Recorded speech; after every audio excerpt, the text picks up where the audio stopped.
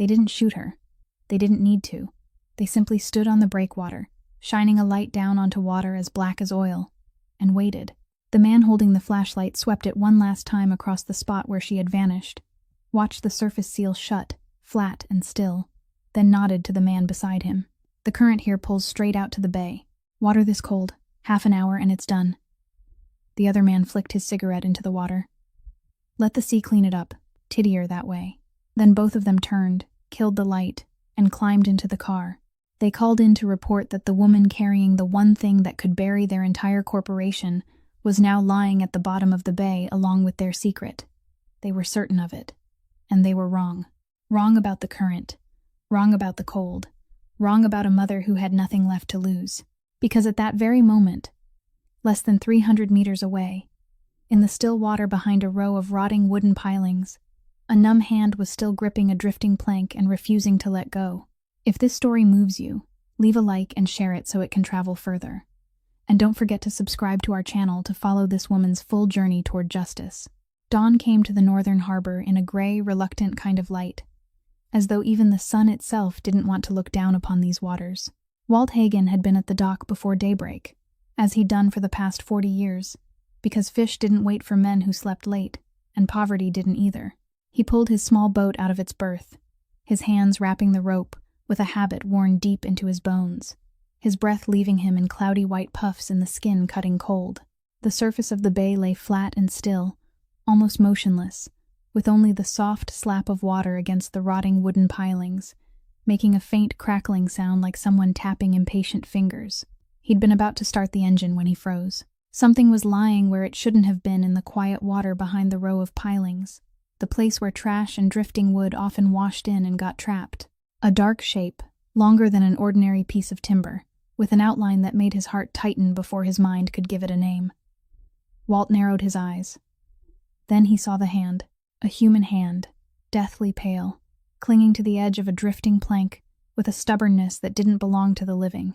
The fingers were curled tight, the fingernails blue-gray, but they wouldn't let go. Even though the rest of the body had gone limp with the movement of the water, that hand still held on. Walt didn't shout. He didn't waste a single second. He yanked the starter cord, brought the engine to life, steered the boat around the pilings, and as he drew closer, he spoke to that motionless body in a hoarse voice, coaxing her the way a man might soothe a wounded animal. "I'm coming. I'm here now. Don't you let go." She was a young woman, maybe not yet 30. Her hair was plastered to her face in dark streaks. Her skin was the color of cold ash, and her lips had taken on that bluish-purple shade Walt had seen only once in his life. On the face of a drowned fisherman they'd pulled from the water too late. But this one wasn't too late. When he slid his arms beneath her shoulders and pulled, he felt a breath, thin and broken like a thread about to snap, but real. Hauling a water-soaked body into a small boat wasn't easy for an old man, but Walt did it, with everything that was left in the two arms the years had worn down. He laid her in the bottom of the boat, stripped off his heavy coat, and covered her with it, and only then did he notice the strange thing. Her right hand had let go of the plank, but her left hand wouldn't let go of what it was holding.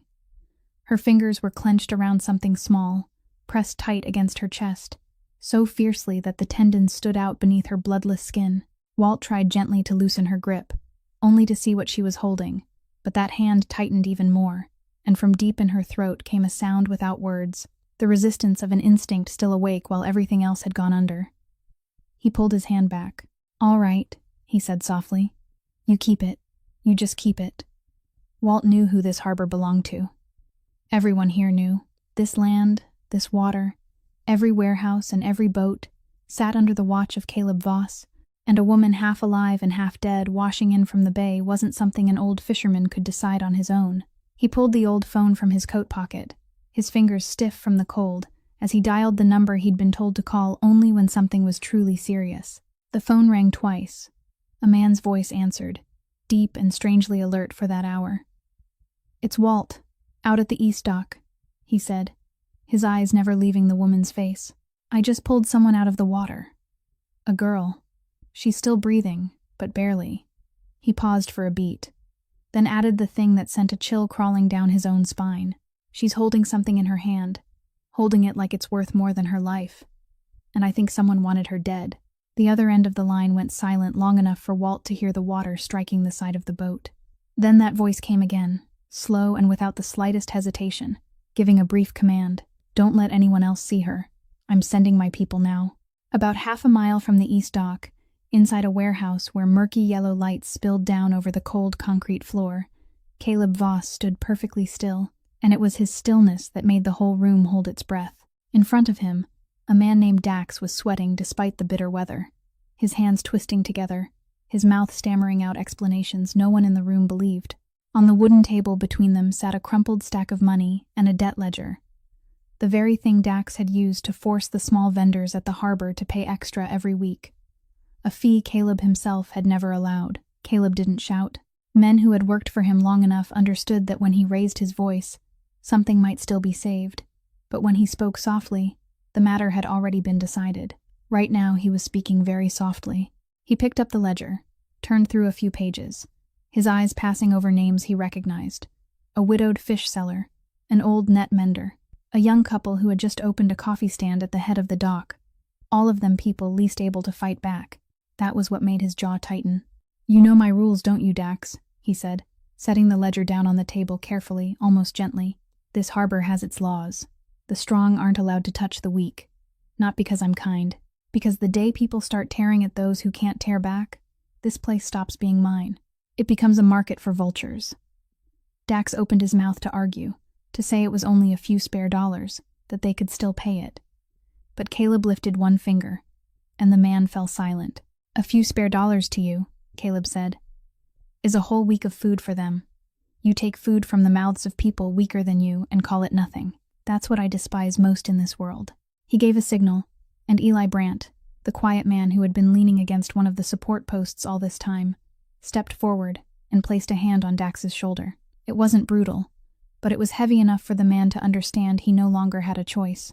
Caleb didn't need to do anything more. His punishment wasn't in his fists, but in the fact that a man like Dax would never again set foot in this territory, would lose his place completely, lose the name that had made people fear him, and for someone like him, that was a slow death, more terrifying than any beating. "Pay back every dollar to every person in this ledger," Caleb said. "Then get out of my harbor before the sun climbs high. If I hear your name here one more time, I won't speak softly to you again." Dax was led outside, and the room seemed to breathe out in relief. But Caleb had already turned away, all his attention drawn toward the window, where the sky was shifting from black to gray. That was when the phone in his pocket vibrated. He looked at the screen, saw old Walt's number from the dock, and knew at once that something had happened, because the old man hadn't called him in all these years unless the ground beneath their feet was about to split open. He answered, his face unchanged. But Eli, standing nearby, noticed something very small shift in his eyes when Walt spoke of the woman holding on to an object as if it were worth more than her own life, and of someone having wanted her dead. Caleb listened to the end, then gave only one sentence, telling the old man to keep it quiet, before he ended the call and turned to Eli. "Send people to the east dock, discreetly," he said. "Bring her to the old warehouse. Don't take her through the main gate. And call Dr. Pruitt. Tell him to come now and bring everything he has." Eli nodded, but he lingered for 1 second, because this wasn't the kind of thing they usually involved themselves in. A stranger pulled from the bay wasn't their problem. "Are you sure, boss?" he asked quietly. "We don't even know who she is yet." Caleb looked out at the gray water growing brighter beyond the window, somewhere out there where a woman had returned from a place no one was supposed to return from, and he answered in the voice of a man who had already made his decision. "That's true. We don't know yet. But someone went to the trouble of killing a person and thought it was over, and I want to know why. And I don't let anyone die in my territory just because I arrived too late." The old warehouse behind Caleb's territory had once been used for storage, but tonight it had been hastily cleared into something almost like an emergency room, with several lamps pulled close and a folding bed set in the middle of the concrete floor. Dr. Noah Pruitt arrived only a few minutes after Eli's men brought the woman in, and he didn't ask a single question, because years of working for Caleb had taught him that there were times when questions were a luxury that had to be saved for later. He placed his fingers against her neck, counted her pulse, then frowned. Her skin was as cold as ice taken from a freezer. Her lips still held that terrifying bluish-purple color, and when he lifted one eyelid and shone a light into it, the pupil contracted slowly, but it still responded. "Severe hypothermia," he said, his voice quick and clipped, giving orders as he spoke for the 2 men nearby to bring more blankets and heating packs. She was in the water a long time, but not so long that she can't be saved. We have to warm her back up, but slowly. Warm her too fast, and her heart could stop right away. He didn't use anything extraordinary, only blankets, warmth, IV fluids heated enough to take the chill off, and the practiced hands of a man who had pulled many lives back from the edge. Caleb stood at the edge of the light, his arms folded across his chest, saying nothing, only watching. He had seen all kinds of people pulled from his waters, drunks who had fallen off the dock, gamblers thrown into the bay, sailors who had lost their footing, and he knew what an exhausted body looked like. But something about this woman didn't fit with anything he had ever seen. When Pruitt tried to straighten her arms so he could start an IV, he met a strange resistance. Her right hand had gone slack, limp in her unconsciousness, but her left hand hadn't. Her fingers were still clenched around the small object pressed tight against her chest, so tightly that the tendons stood out in clear lines beneath her pale skin, and when Pruitt tried gently to separate each finger and see what she was holding, her whole body tensed. A faint sound slipped from her throat, and that hand closed even tighter than before. Pruitt drew his hand back and looked up at Caleb in confusion. "She's unconscious," he said. "Her body should have gone completely loose. Someone this deeply out should have no strength left in their hands or limbs. And yet she's still holding on. I've never seen anyone manage this while being that far under."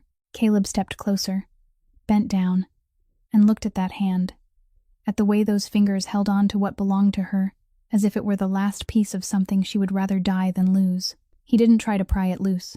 He only looked, and inside his mind, the scattered pieces began fitting together into a shape that made him feel colder than the chill inside the warehouse.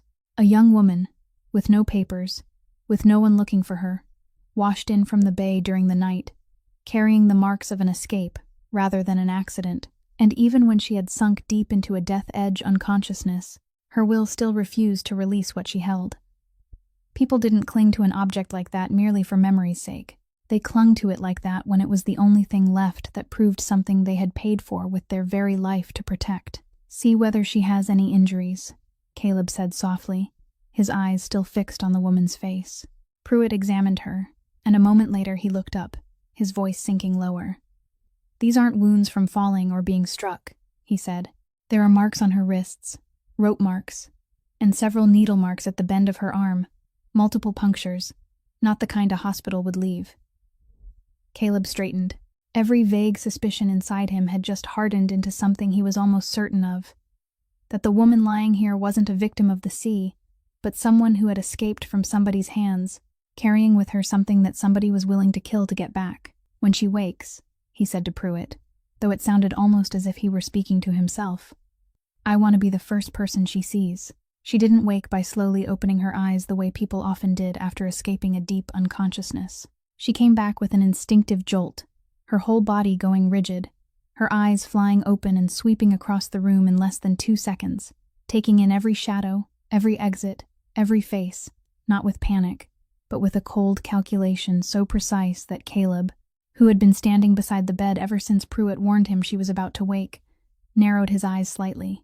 This wasn't the gaze of a victim who had just been rescued. This was the gaze of someone measuring which of the people around her would make the first move. Her left hand immediately pulled back, pressing the thing she held tightly against her chest, while her right hand gripped the edge of the bed as though she were ready to shove herself upright, even though her body clearly wouldn't allow it yet. "You're safe," Caleb said, keeping his voice low and even, not taking another step closer. "No one here means to hurt you. You were pulled from the bay this morning. You almost died." She didn't answer. Her eyes locked on him, then flicked to Pruitt, to Eli standing by the door, then back to him. And Caleb could see her mind racing behind that pale face, weighing every possibility, not believing a word he had just said. "Where is this?" she asked, her voice hoarse from salt water and cold, but every word was clear and sharp. "Who are you people?" Caleb didn't evade her. "I'm Caleb Voss. This harbor belongs to me. My people found you, and my doctor kept you alive. That's all you need to know right now." She listened, and he saw that his name didn't stir in her the fear it usually stirred in others, only a new layer of caution added to the list of threats she was silently building. Pruitt stepped forward to check her pulse, and she drew back by reflex, her left hand tightening even more around what she held, until Caleb was forced to say the thing he had been waiting to say. "You've been holding that since the moment you were pulled out," he said. "Even unconscious, you didn't let go. I only want to know what it is." For a moment, she didn't move. Her eyes searched his, as if trying to decide whether this was a trap or the truth. And then, slowly, as though she were handing over a piece of her own body, she opened her numb hand. The whole room looked, and the thing lying in her palm wasn't a weapon, wasn't a document, wasn't anything that would make people kill to get it back. It was a child's bracelet, tiny, strung with faded plastic beads, the kind people bought in toy stores for less than $1. With the elastic cord inside stretched and frayed, Caleb looked at it, and something inside his chest went quiet. He had prepared himself for a gun, a key, a secret worth a fortune. He hadn't prepared himself for this, for the way her fingers closed around the bracelet again the instant she had shown it to him, as if shutting a door no one else was allowed to enter. No one in the room said anything, and in that silence, no one noticed that her right hand had quietly shifted a little, sliding across the fabric over her chest, checking something else, something flat and hard hidden carefully inside the stitching, something she wouldn't show to anyone in this room until she knew for certain she could trust them. And right now, she didn't trust a single soul.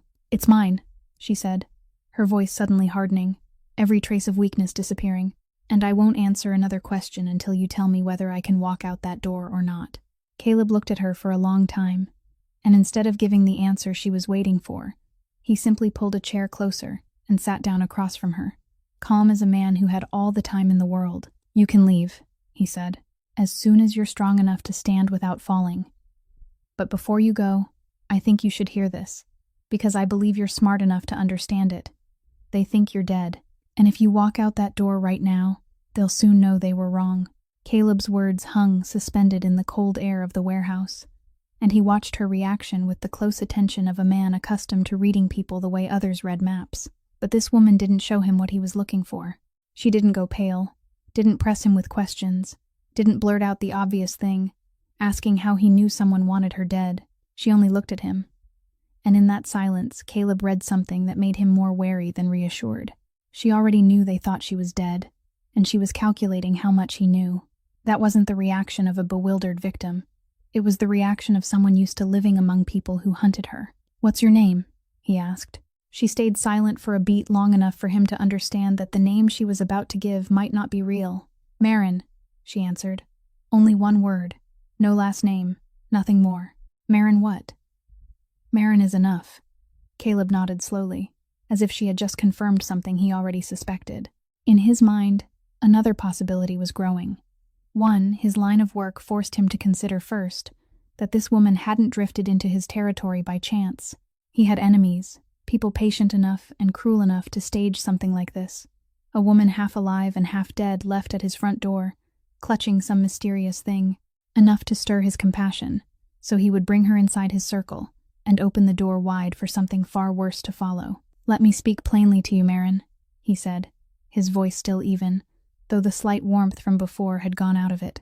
"A person with no papers dropped into the water right at the edge of my harbor, carrying a secret you refuse to explain, while someone has just tried to kill you. Put yourself in my place. Would you believe a story like that? Or would you think someone had sent you here for a reason?" For the first time since she had awakened, something flickered in her eyes, not fear, but a tired contempt, as though she was far too used to being suspected as a piece in someone else's game. "If someone sent me here," she said, every word slow and cold, "then they must hate me very much, because they left me to nearly freeze to death in the bay all night. Do you think any organization would stage a scene so recklessly that it almost kills its own pawn, Mr. Voss?"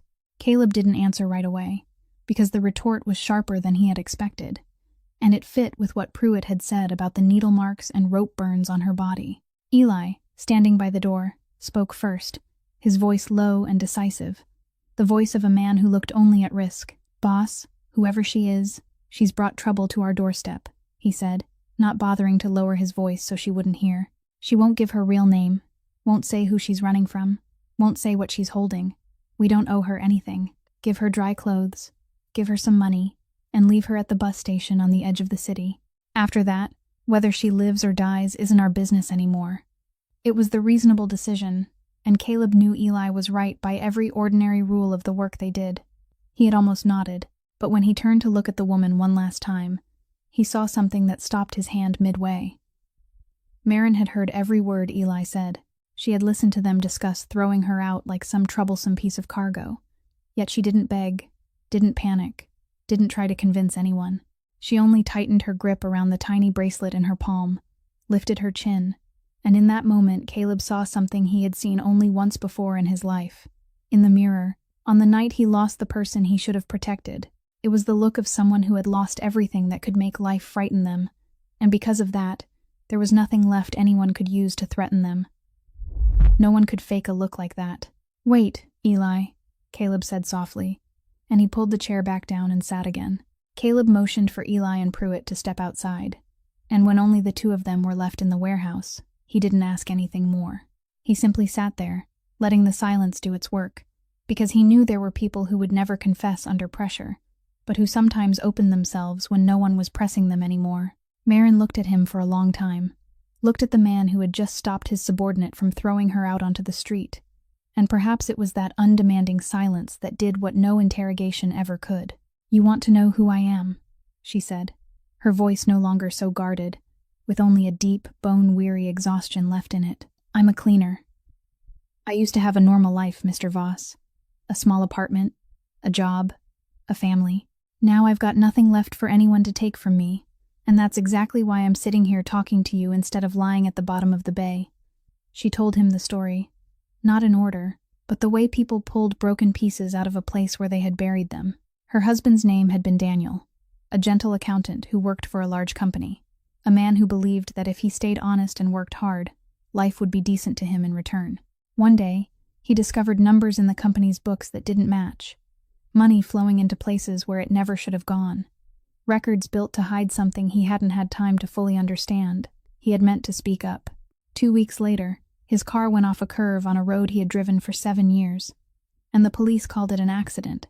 Bad brakes, slick pavement, no one at fault. "I knew it wasn't an accident," Marin said, her eyes fixed on the empty space in front of her. "But I had no proof, no money to hire a lawyer, and no one would listen to a widow who had nothing in her hands except suspicion. So I kept quiet. I cleaned other people's places to pay off the debts he left behind, and I told myself I had to keep living, because I still had one reason." She stopped, and for the first time, her voice trembled a little. Her left hand opened, revealing the faded bracelet of plastic beads resting in her palm. "My daughter," she said softly. "Lily. She made this bracelet at school, then put it on my wrist, and told me that from then on, we'd wear matching bracelets, so no matter where I went, I'd remember her. She made one exactly like it for herself." Caleb said nothing. He only listened, and Marin went on in the voice of someone who had long ago cried herself empty, so now there was nothing left but a frightening calm. The little girl had fallen ill the previous winter, with a disease that had a long, complicated name. The doctors explained in words Marin didn't fully understand. She understood only one thing, that there was a treatment, but that treatment cost more than everything she could earn in 10 lifetimes. She had done everything, borrowed, begged, asked for help, worked night shifts until her body nearly gave out. But the money was always short, and time didn't wait for anyone. She didn't make it through spring, she said, and that was all she said about it. Not one detail more, because there were wounds people could only touch by passing over them quickly. They buried her with the bracelet on her wrist. "This one is mine. It's the only thing of hers I managed to keep." She closed her hand around the bracelet again, and Caleb understood why, even in a death-edge unconsciousness, she had refused to let it go. "When they've taken from you the man you loved and the child you loved more than your own life," Marin said, lifting her eyes to meet his directly, "death isn't something they can threaten you with anymore, Mr. Voss. They thought pushing me under the water would be the end of it. They didn't understand that a mother with nothing left to lose is the most dangerous person they ever chose wrong to cross. I didn't run to live. I ran to bring something into the light, and I'll do it, even if I have to crawl up from the bottom of the bay one more time." Caleb asked her what it was she was trying to bring into the light, and Marin stayed silent for a while, weighing her answer, then decided to tell him enough for him to understand without yet showing him the thing hidden inside her clothing. After losing everything, she took any cleaning job anyone would hire her for, and that desperation was exactly what led her there. An employment agency promised unusually high pay for a night cleaning job at a private medical facility far outside the city, a place people called a research center, sealed behind gates and high walls, with no visitors allowed. She had found it suspicious, but she needed money, and people like her didn't have the habit of turning money down just because of a feeling in their gut. They brought her in through a vehicle with tinted windows, and from the very first night, she understood that this place wasn't an ordinary research center. There were hallways she wasn't allowed to enter, doors that opened only with key cards, and people in the rooms beyond that she glimpsed through the glass panes. Gaunt men and women with vacant eyes, all of them adults. Most of them homeless or cornered by life. People she guessed had also been lured there by some promise, much like the one that had brought her in. Her job was to clean the offices upstairs, where the managers worked, and it was there, one night, when she pushed her cleaning cart into a room someone had forgotten to lock, that everything changed. On the screen of a computer that hadn't been turned off, she saw things she later wished she had never seen. Charts, names, numbers recording the results of what they were doing to the people in the back rooms, and one line repeated again and again beside many names. A line whose meaning she understood without anyone needing to explain it. A marker showing that the person was no longer alive. Marin had always had a strangely good memory, a gift she had never found useful in her life until that night, and she had stood frozen before the screen, committing every name, every number, every detail to her mind, while her heart pounded so hard she thought the whole building could hear it. She knew memory alone wasn't enough. No one would believe a cleaner's word against a corporation. She needed something she could hold in her hand. The following night, she came back, carrying a small memory card she had hidden on her body, and using the brief window when the shifts changed and the hallway stood empty, she plugged it into that computer and copied everything she could reach.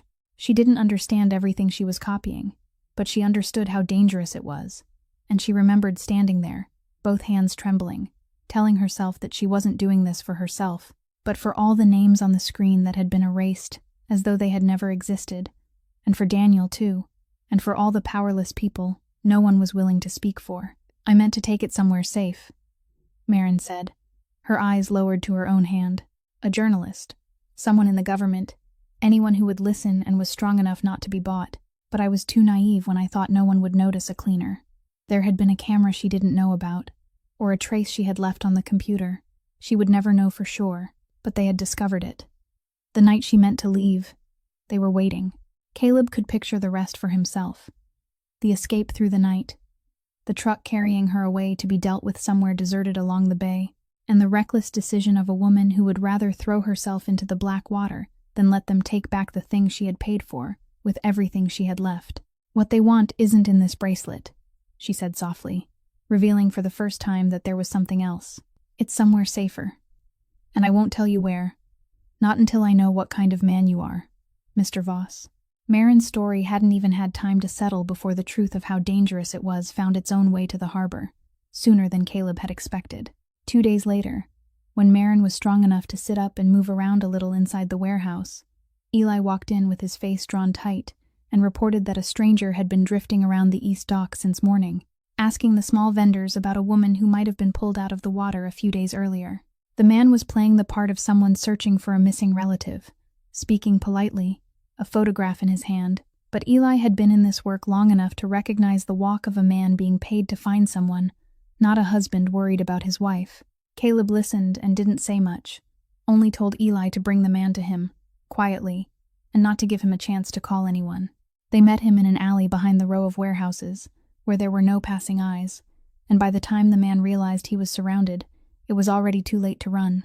Caleb didn't rush. He stood facing the man, looked him over from head to toe, noting the expensive shoes that didn't fit the role of a poor husband searching for his wife, noting the way the man's hand instinctively moved toward his hip, where something should have been if Eli hadn't already taken it away. "Who are you looking for?" Caleb asked, his voice so calm that the man's trembling showed even more clearly than it would have if Caleb had shouted. The man tried to hold on to the act, stammering about a missing sister, holding out the photograph, and that was his mistake, because the face in his hand was Marin's, captured secretly from some camera angle inside the facility, a weary face beneath white lights that only the people who had held her there could have had. Caleb took the photograph, looked at it for a while, then handed it to Eli, and when he turned back to the man, Every trace of calm had disappeared, replaced by a coldness those who worked for him knew was the most dangerous sign of all. The man tried to break free, and what happened next was quick and clean, not drawn out, not showy. Caleb wasn't the kind of man who took pleasure in violence. He regarded it as a tool that had to be used in the proper measure, and this time, the measure was just enough for the man to understand that he had stepped into a place where he should never have set foot. When it was over, the man sat collapsed on the ground, breathing hard, his performance shattered, and Caleb bent down until he was level with his eyes. "I'm going to tell you what happens now," he said softly. "You'll go back and tell whoever paid you that you found nothing, that the woman really is dead, exactly as they thought. Because if you say otherwise, or if I see even one more of your people wandering around my harbor, then the place you're hiding won't stay hidden for long. I don't need to know who you are. I only need to know that you chose the wrong ground to bring your filth to." The man was released, carrying the message and a fear large enough that he wouldn't dare lie to the person who had paid him, and when his shadow vanished beyond the mouth of the alley, Eli turned to Caleb. "So she was telling the truth," he said, and it wasn't a question. Caleb nodded, his eyes still fixed on the direction the man had disappeared. Until that moment, he had still left room for the possibility that Maren had invented part of her story. But no one sent a man all the way to the harbor, carrying a photograph taken secretly inside a facility, to hunt for a pawn they themselves had planted. Maren's enemy was real, their fear was real, and that meant the thing she was hiding was real as well, dangerous enough to make people search for a body they thought was already lying at the bottom of the bay. When Caleb returned to the warehouse, he saw Maren leaning against the doorway, her face pale. She had heard fragments of what had just happened. "They found me," she said, her voice quiet but not panicked. Caleb stopped in front of her, and for the first time since she had awakened, he spoke to her not in the voice of a man questioning her, but in the voice of someone who had just chosen to stand on her side. "They think they found you," he corrected. "But from now on, if they want to touch you, they'll have to go through me first." The promise Caleb had made to Maren wasn't something he had thrown out just to get through the moment, and by the very next morning, he began doing what he did best, not fighting, but pulling at each thread of a network until the whole net showed itself. He had no way to break into a corporation's computer system, and he didn't intend to try, because he understood his own limits as clearly as he understood his own power. His power lay in the ground beneath his feet, in the harbor where not a single shipment came or went without his people knowing about it. Maren had told him that they had taken her to the facility in a vehicle with tinted windows, and that most of the people being held there were homeless, desperate, cornered people, the kind who could disappear without anyone filing a report, without anyone going out to look for them. Caleb understood that in order to gather that many people and move them to some discreet place outside the city, whoever stood behind it had to have a transport line, and a line like that, if it passed through this area, had to touch his harbor somewhere. He summoned the men who had worked the docks for years, the loaders, the drivers, the warehouse watchers, and he asked them about unusual shipments, trucks arriving at strange hours, containers they had been told not to touch, extra money paid so people would look the other way. At first, they hesitated, because everyone understood that there were things at the harbor it was better not to know. But Caleb was a man they trusted, and when he made it clear that this involved people using his harbor to traffic human beings, the silence broke. One piece after another began to take shape. There was a warehouse at the western edge, leased under the name of a shell company, where several times a month, trucks arrived at midnight, sealed tight, never opened for anyone to inspect. There was a dock manager who had taken money to turn a blind eye, a man Caleb would deal with later. And by following those trucks, Caleb's people found the name hidden behind layer after layer of shell companies. A pharmaceutical corporation with a polished and respectable face called Lowell Bioworks, with a man named Garrett Lowell sitting at the top, his face still appearing on financial news programs and at charity events, praised as an innovator bringing hope to millions of patients. Caleb sat for a very long time before the information his people had gathered, and the more he read, the more something inside him cooled into a cold anger, far more frightening than rage, because this wasn't about one greedy man stealing money. This was a carefully calculated machine, built to turn people no one cared to notice into test subjects, choosing its victims precisely because of their invisibility, because of the certainty that when they vanished, the world wouldn't even blink. They had chosen the weakest, the loneliest, the least able to fight back. Exactly the kind of people Caleb had sworn all his life to protect, and they had done it systematically, profitably, with expensive suits and smiles on magazine covers. Eli stood beside him, watching his boss's face, and he knew very well what that quiet stillness meant. "It's much bigger than we thought," Eli said softly. "This isn't some local thug. This is an empire, with money, with connections, with the law itself sheltering it. If we touch it, we're touching something that can strike back at us in ways bullets can't stop."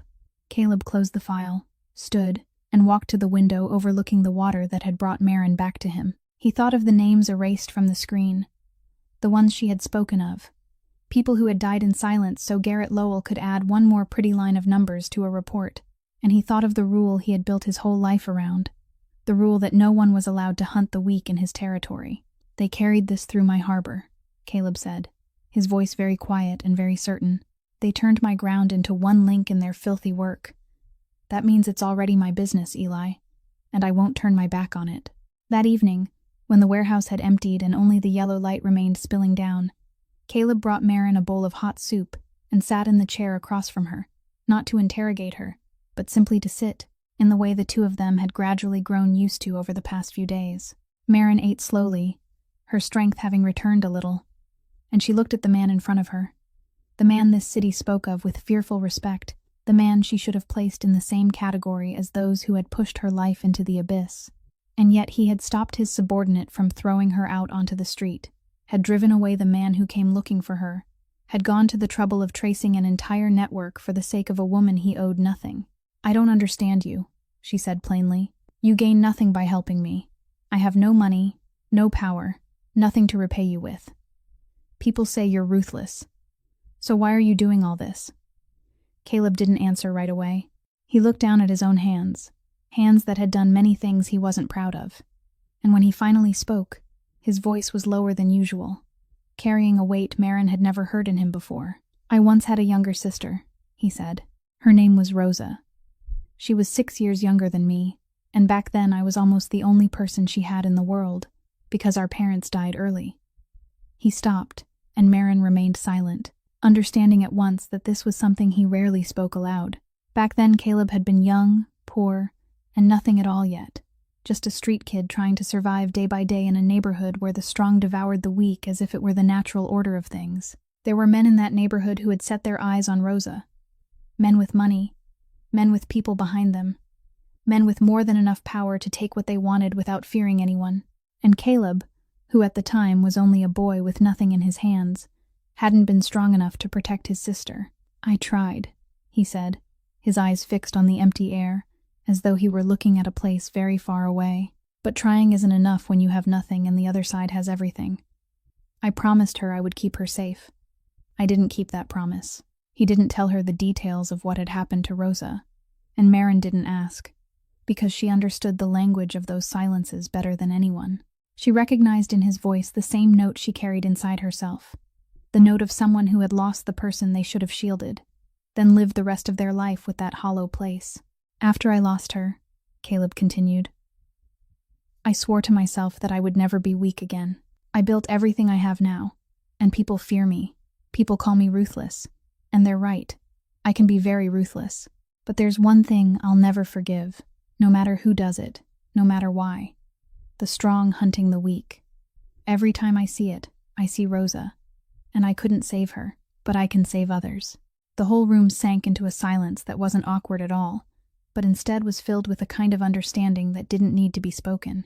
Marin looked at him, and for the first time since everything in her life had collapsed, she felt that she was sitting before someone who didn't look at her with pity, but with the eyes of a person who had walked through the same hell and knew exactly what it left behind. "Lily and Rosa," she said softly, speaking the names of the dead as though placing them side by side. "We both carry a name we couldn't save." Caleb lifted his eyes to hers, and in that moment something shifted between them, not the hurried affection of strangers, but the slow recognition of two wounds with the same shape, finding each other in the dark. No one reached across the table. No one said another word about what had just begun. They only sat there, two people who had once believed they had used up every last bit of their ability to trust anyone. Quietly letting the silence between them speak for everything neither of them was ready to name. The understanding that had only just begun between them hadn't yet had time to settle before Marin sat up straighter, and Caleb realized there was something she had been holding back, a burden she still hadn't set down. She looked at him for a while, as though deciding whether to hand him the last part of the story, and then she spoke, her voice quiet but firm. "There's something I haven't told you. I didn't run away alone. When I was still inside, there was a girl. Her name was Hannah." She stopped, and Caleb saw her hands tighten around each other. She was so young, barely in her early 20s, lured there just like I was, with a promise of work. They kept us close to each other. At night, when everything went quiet, we talked through a crack in the wall. She was the only person who made me feel like I was still human in that place. Marin told him that it was Hannah who had helped her on the night she escaped, who had created a distraction, who had given her the precious little window of time she needed to slip out, even though it meant Hannah herself had to stay behind and face the consequences. "Before I left," she said, and this time her voice broke a little. She held my hand through the crack in the wall and told me, "Go. If you can get that thing out, then you have to come back for me. Don't let me die here like the others."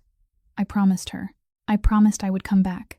She lifted her eyes to Caleb, and in them there was no longer the wariness of those first days, only raw, naked guilt. I jumped into the water carrying the evidence, but I also left her behind. Every night I lie here, safe, with warm blankets and people standing guard. I think about Hannah still being in there, and I don't know how much longer she'll stay alive. Caleb listened, and he understood that this was what had kept this woman from collapsing, not merely a hunger for justice, but a promise made to a living, breathing human being who was still waiting for her in that dark place. He also understood something colder, something his experience forced him to say aloud. "Marin, you need to hear me on this," he said. "From the moment you escaped, they knew they'd been exposed. They knew someone had managed to carry something out. An organization like that, when it feels threatened, the first thing it does is erase every trace. And to them, the traces are the people still inside." Marin went pale, because she understood his meaning at once. "You mean they'll kill everyone who's left?" "I'm saying that so you understand we don't have much time," Caleb replied. "If you want to save Hannah, and save the others still alive in there, it has to happen soon, very soon. Every day that passes is another day they may decide to clean everything out." He called Eli in, and they began to plan, spreading across the table everything his people had gathered about the facility, far outside the city, its location, the roads leading in, the schedule of the trucks. Marin sat between the two men, and she was no longer the protected woman sitting at the edge of things, because she was the only one who had ever been inside, the only one who knew the layout of that place, who knew where the holding rooms were, when the shifts changed, which doors opened with key cards, and which hallways had no cameras. She drew it from memory, every line appearing with such clarity that Eli had to look surprised, and Caleb watched her work with a new respect. "This isn't a matter of me storming in alone to save people," he said, looking at Marin. "I have strength. I have men. But I don't know what it looks like inside. You do. Without you, my people going in there would be moving through the dark. We need each other, Marin. I'll keep you alive until you reach that door, and you'll be the one who shows us the way through it." Marin looked at the map she had just drawn, looked at the place that had stolen her freedom and almost stolen her life, and instead of fear, a cold, steady resolve rose inside her. "I promised I'd come back," she said softly, almost to herself. "Then we go back." But Garrett Lowell wasn't the kind of enemy who came knocking on a man's door with his fists, and that was exactly what made him more dangerous than any thug Caleb had ever faced. When the henchman who had been warned off carried the message back, Lowell didn't fly into a rage, and he didn't send more men to the harbor to recklessly try again. He did what men with money and connections always did. He changed the playing field to one where he knew he held the advantage. A few days later, Eli entered the warehouse with a face even heavier than the day he had brought word of the stranger at the dock, holding a newspaper and a stack of documents that one of their contacts in legal circles had just sent over. "Boss needs to see this," he said. On the news page of a major paper, beside the very same secretly taken photograph of Marin's face that the hired man had once carried, was a report written with terrifying skill. It spoke of a female cleaner who had abused the company's trust to break into Lowell Bioworks' data system, steal valuable confidential research information, and was now wanted by the authorities. The report called her a threat to the security of a company devoted to medical progress, implied that she may have sold those secrets to competing forces, and urged anyone who knew her whereabouts to report it to law enforcement. Marin read it over Eli's shoulder, and a dry, bitter laugh escaped her. "They turned everything inside out," she said. "I'm the one who saw them kill people, and now I'm the criminal. I'm the one who ran to save my life, and now I'm the one who has to be hunted." But Caleb understood the move more deeply than she did, and he knew it wasn't aimed only at Marin. By turning her into an officially wanted person, Lowell had placed anyone sheltering her in the position of breaking the law. And Lowell, with an entire network of connections in government offices and the media, knew perfectly well who Caleb Voss was. He knew perfectly well that Caleb keeping a wanted woman inside his territory was the perfect excuse to bring the full weight of the law down on him, to open investigations, to search warehouses, to peel open an empire Caleb had spent half his life building. This wasn't an empty threat. That afternoon, one of Caleb's contacts at the department called to warn him that pressure was coming from very high up, that the name Caleb Voss had suddenly begun appearing in conversations where it shouldn't have been, and that if he remained involved with that woman, the things he had kept stable for years could collapse in a matter of weeks. Eli said plainly what both of them already knew. "Boss, this is the moment we have to think clearly," he said, his voice low and grave. "Lowell isn't coming here to fight us.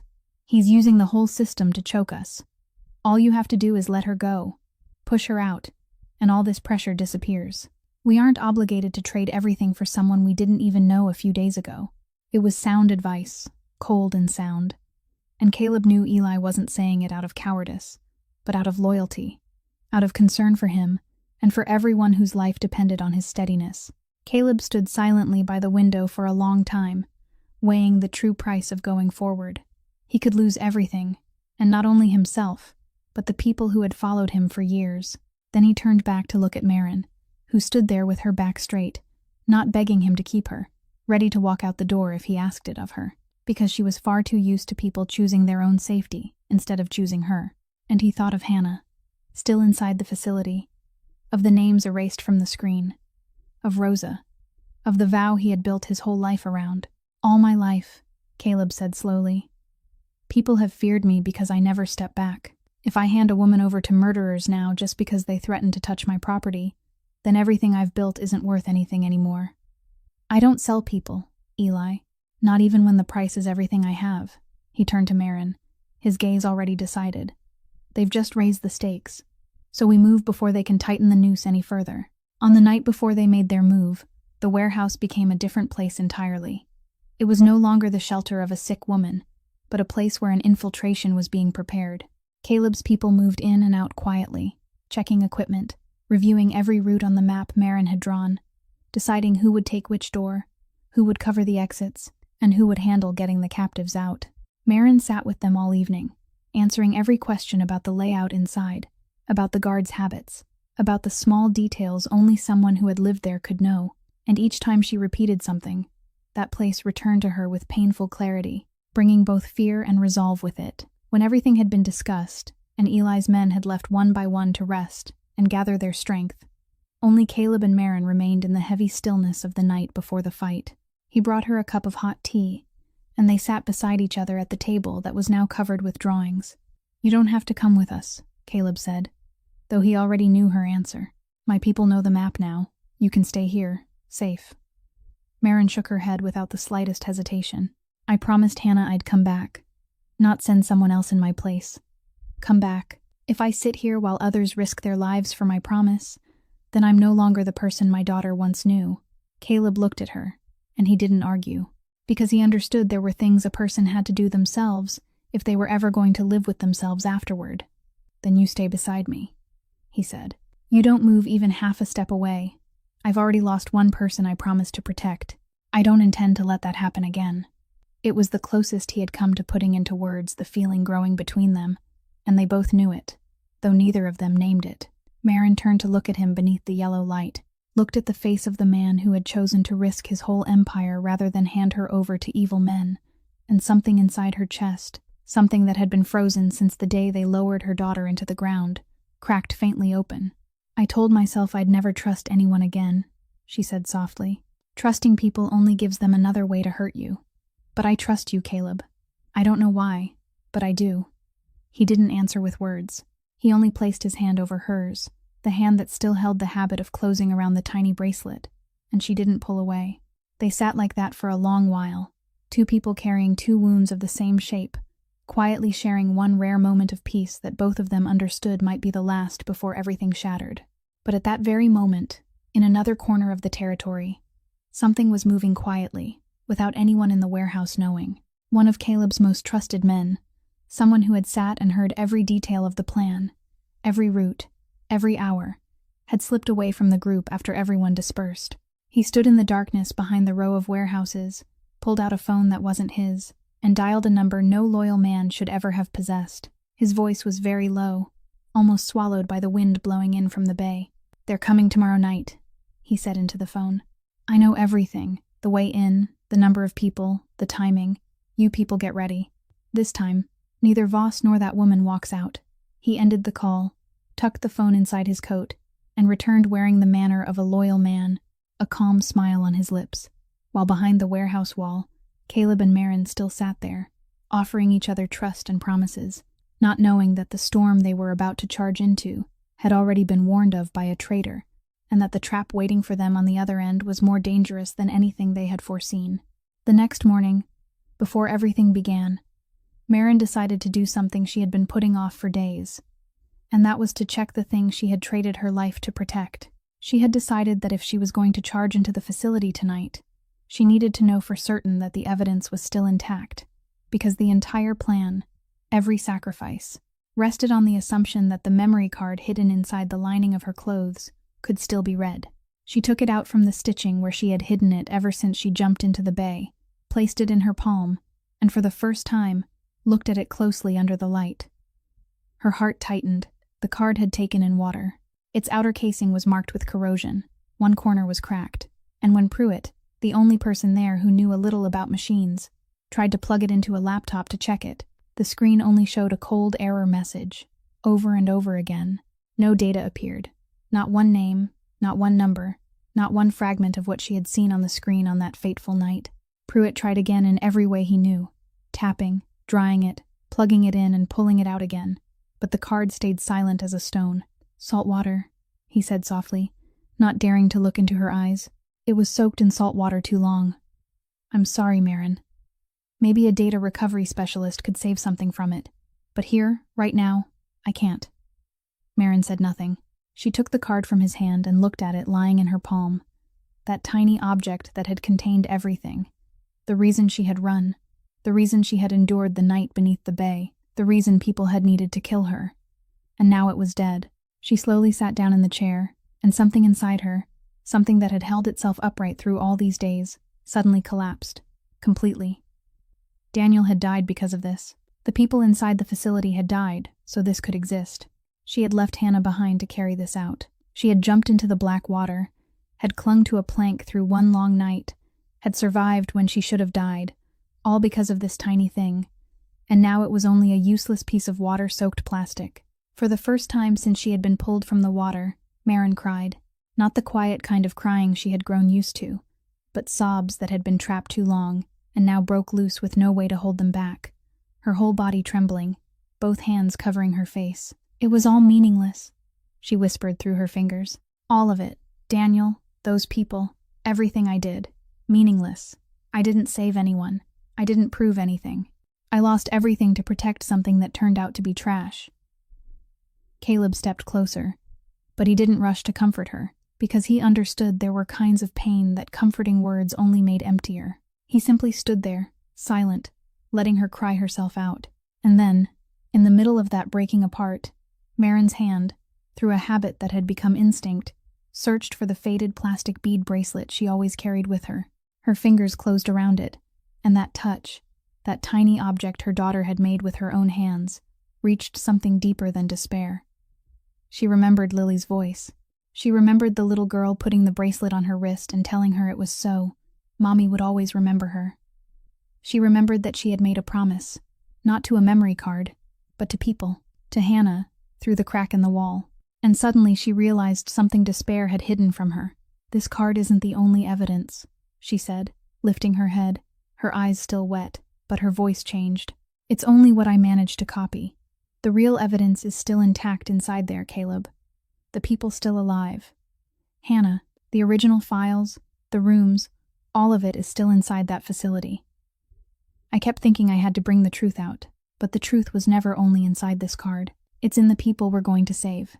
She stood, wiped her face, and tightened her hand around the bracelet one last time before slipping it into her pocket, close to her heart. Lily didn't raise me to be someone who gives up, she said softly. We're still going. Tonight. Night fell, and the whole group set out for the facility far from the city. Following the dark roads Caleb's people had already scouted, their vehicles moving slowly with the lights off through the deserted land along the bay. At first, everything unfolded exactly as the map Marin had drawn. They approached from the back, where she had said there were no cameras, crossed the fence, and slipped into the loading area at precisely the moment when the guards changed shifts. Marin stayed close beside Caleb, her heart pounding hard, yet her mind strangely clear, pointing out every turn, every door, guiding the group through the corridors she had memorized from the nights she had spent cleaning there. They reached the holding area faster than expected, and when Marin saw the row of rooms in the back, her heart seemed to seize, because inside, there were still people, hollow-faced men and women lifting their heads toward the beams of flashlights, with eyes that held both hope and the fear of believing too soon. But something didn't fit, and Caleb was the first to feel it. Everything was too quiet. The guards should have been patrolling more heavily, especially after they knew someone had escaped. The hallway was abnormally empty, as if the whole place were holding its breath and waiting. He had only just raised his hand to signal the group to stop when blinding lights flared on from every side, and out of the darkness, armed figures stepped forward, blocking both the entrance and the exits. They weren't surprised at all. They had been waiting. Caleb understood in that chilling instant that this was a trap, that the enemy had known they were coming, had known the way in and the timing, and there was only one way they could have gotten that information. He turned sharply toward his own men, and his eyes stopped on one face, a man who had followed him for years, a man named Marcus Hale, who was now standing slightly apart from the others, his face not showing the panic of someone who had just walked into a trap, but a strange calm. "It was you," Caleb said, his voice so quiet it was terrifying, and it wasn't a question. Marcus didn't deny it. He stepped back toward the armed men, and when he spoke, his voice carried both bitterness and the excuse of a man who had convinced himself betrayal was reasonable. "I'm sorry, boss," he said, "but you went too far this time. You were willing to trade everything for some strange woman, dragging all of us down with you. Lowell paid a price I'd never have earned in a lifetime following you. I only chose the smart way. You should have handed her over while you still could." Marin looked at the traitor, then at the tightening circle around them, and she understood that this trap had been set from inside by one of Caleb's own, that everything they had thought was secret had been sold the night before. Eli drew his gun, but Caleb lifted a hand to stop him, because he understood that in a position like this, surrounded on all sides, one gunshot would turn the entire place into a slaughter. They had no chance of winning, with innocent people locked in the rooms right behind them. A man who seemed to be the commander of the armed group stepped forward with a triumphant smile. "Mr. Voss," he said, "Mr. Lowell sends his regards. He says you're an intelligent man, and an intelligent man should understand when he's been beaten. Put down your weapons. Hand over the woman and whatever she stole. Maybe you and your men still get to walk out of here in one piece." Caleb stood in the middle of the circle, and for one moment, the whole situation had turned completely upside down. From rescuers, they had become prey caught in a net. But the thing Marcus and Lowell had both miscalculated was that they still believed Caleb Voss was the kind of man who would kneel when cornered. He glanced quickly at Marin, and in that passing look was a message only she understood, a reminder that she was the only one who knew this place, still had another exit, one she had never drawn on any map, one Marcus couldn't have sold to Lowell because he had never been told about it. Caleb slowly raised both hands as though preparing to surrender, and he raised his voice, just loud enough to pull every eye toward himself. "Fine," he said slowly. "You want to talk? Then we'll talk." Caleb's words were only a shell, and the men who had followed him for years all understood that when he raised his hands in surrender, that was the most dangerous moment. Not for him, but for the person standing against him. While the commander was still savoring the feeling of victory, Caleb had already read the entire field, the position of every gunman, the distance to the electrical switch on the wall that Marin had mentioned while drawing the map, and the escape route behind the row of holding rooms that only she knew. He lowered his hands, and everything broke open at once. Eli, following a signal the two of them had silently understood, slammed his hand into the electrical panel, and the whole building plunged into sudden darkness. The floodlights snapped out, followed by the confused shouts of the armed men who had been relying on the light to keep control. In those precious few seconds, Caleb's people, men used to fighting in the worst conditions, moved before the enemy could steady themselves. Caleb didn't waste a single motion. He went straight for the commander, the man who had just mocked him, and took him down with clean, decisive blows. Nothing extra, nothing theatrical, the way a man struck when he regarded violence as a tool and not a pleasure. Eli and the others subdued the gunmen one by one in the chaos of the dark, using familiarity and discipline to make up for the disadvantage they had been forced into at the start. In the middle of that struggle, Marcus, the traitor, tried to use the darkness to slip away, but he didn't get far. Caleb had already guessed his next move, and he cut him off at the end of the hallway. The confrontation between them didn't last long. Marcus swung back in resistance, his mouth still spilling excuses about wisdom and the price Lowell had paid. But Caleb no longer wanted to listen. He pinned him hard to the floor with the strength of a man who had just been betrayed by someone he had once trusted. And when Marcus lay motionless at his feet, Caleb bent down and spoke softly. "You sold me out for money. But what you sold wasn't only me. You sold the people locked behind you. Lowell's money can't buy that back." While the fight raged through the loading area, Marin didn't stand still and wait. She had been waiting for this exact moment of chaos, because she understood that the battle of the men would only matter if her part was finished. She slipped through the darkness toward the holding rooms, following her memory to the very door behind which, through all those long nights, a voice had whispered to her through the crack in the wall. "Hannah," she called softly, both hands searching for the latch. "Hannah, it's me. I came back." There was a silence, then a choked sob sounded from inside, and when the door flew open, a thin young woman rushed out and wrapped her arms around Marin, trembling, unable to believe her own eyes. "You really came back," Hannah whispered, tears streaming down her face. I thought no one was ever coming back." Marin held the girl, and in that moment, everything she had endured, the night beneath the bay, the despair when she thought the evidence had been ruined, finally found its meaning. But she didn't allow herself to stop for long. Together with Hannah and Caleb's men, she opened the remaining doors, one after another, leading the imprisoned people, all of them adults, exhausted and terrified, out of the place that had held them captive, guiding them through the rear exit Marcus had never known about, and therefore could never sell. And those people, those living, breathing witnesses, were the evidence no error message on a screen could erase, no fabricated news report could turn inside out. When the last group had been brought outside and loaded into the waiting vehicles, Marin paused for a moment at the threshold, looking back at the place that had nearly swallowed her life, and she no longer felt fear, only relief mixed with resolve. Caleb came to stand beside her, his face still marked by the fight, and he watched the line of freed people climbing into the cars. "You did it," he said softly. Marin shook her head, looked at him, then at Hannah, then at the people who tonight were no longer names waiting to be erased. "We did it," she answered. "Now it's Lowell's turn to answer for all of this." Garrett Lowell sat in an office high above the city, inside the building that bore his own name, certain that tonight his problem would be handled as neatly as every other problem he had ever solved with money and connections. He was used to sitting still while other people did the dirty work for him, used to the feeling that there was no wall his money couldn't pass through, no person he couldn't buy or erase.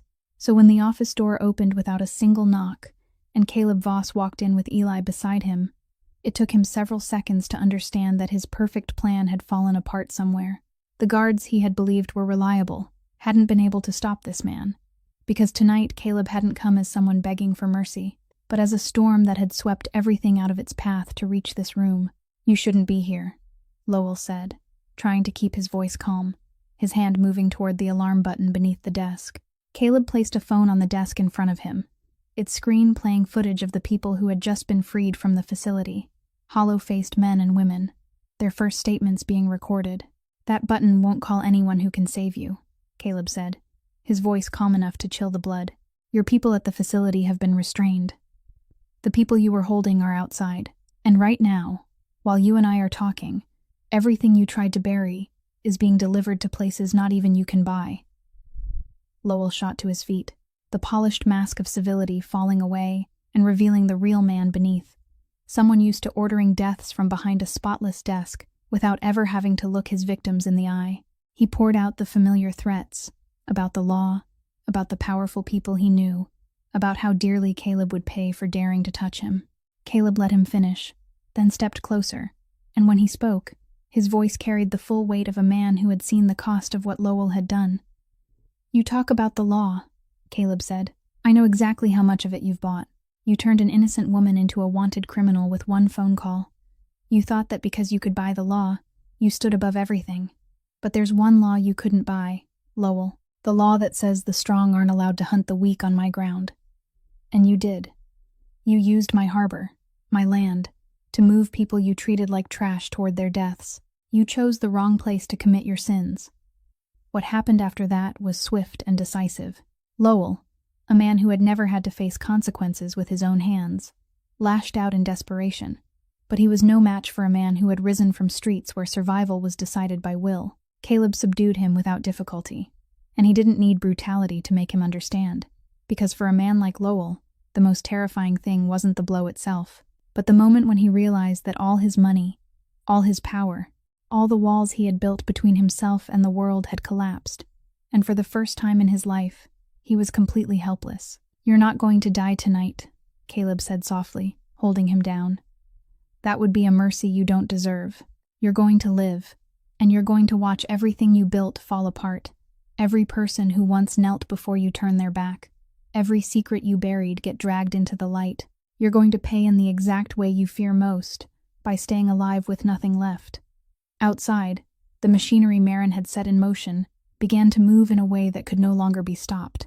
The testimonies of the rescued victims, the living, breathing people Lowell thought he had erased, were delivered into the hands of journalists and people in government who hadn't been bought, people for whom the truth this time was too large, too alive, to ignore. The empire Garrett Lowell had spent years building, an empire that had stood firm on the silence of the powerless, began to crack from the very voices of those powerless people rising at last. And this time, no phone call he made could silence them. Once the truth had escaped the walls that had held it prisoner, it spread at a speed Lowell's money could never outrun.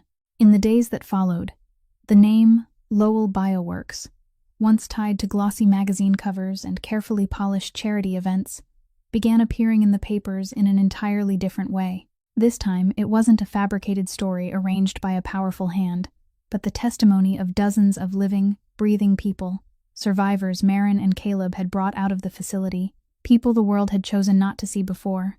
They spoke of how they had been lured there with promises of work, of what had happened behind doors locked by key cards, of the friends who had shared their fate and then vanished, never to return.